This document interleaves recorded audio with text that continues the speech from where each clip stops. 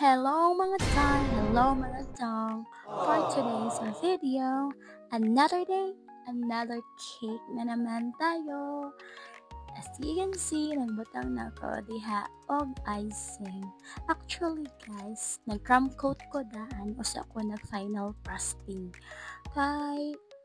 Tsaka kay ang cake kung dili siya i-crumb coat.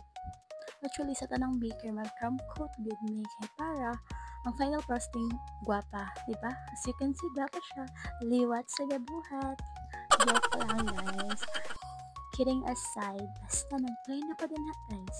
Actually, batik mi anang nga cake. Kay, gwapa ka siya nga cake, guys. As in, na-amaze ko. Babe, nagbutang ko black din ha. And then, kato na siyang order ni ma'am. Pag September ni ma'am Kai.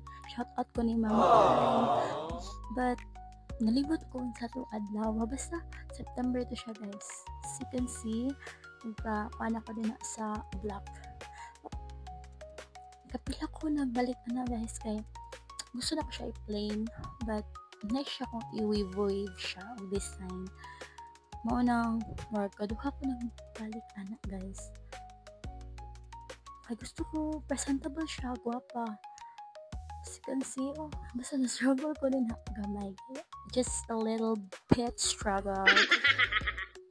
Assist. Muna to, diha guys. Grabe na kasi na ako, nag-wave na.